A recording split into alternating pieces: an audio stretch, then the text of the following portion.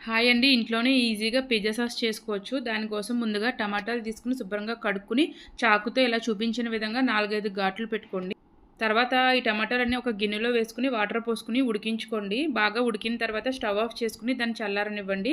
చల్లారిన తర్వాత తొక్క అనేది విడిగా వస్తుందండి. తొక్క తీసేసి మెత్తని పేస్ట్ చేసి పెట్టుకోండి మిక్సీలో. మరొక ప్యాన్ పెట్టుకుని ఆయిల్ పోసుకుని అందులో సన్నగా తరిగిన ఉల్లిపాయ ముక్కలు వేసుకుని అవి గోల్డెన్ బ్రౌన్ వచ్చిన తర్వాత తురిమిన వెల్లుల్లి వేసి అవి కూడా కొంచెం వేగిన తర్వాత మనం మిక్సీ చేసి పెట్టుకుని టమాటా ప్యూరీ, తగినంత ఉప్పు, కారం, చిటికెడు పసుపు, ధనియాల పొడి, ఆరిగానో, బెల్లం కానీ పంచదార కానీ వేసుకుని బాగా కలుపుకుని మరొక 5 నిమిషాలు ఉడికించుకుంటే పిజ్జా సాస్ రెడీ అయిపోయినట్టేనండి. మీకు కావాలంటే పైనుంచి చిల్లీ ఫ్లేక్స్ కూడా వేసుకోవచ్చు.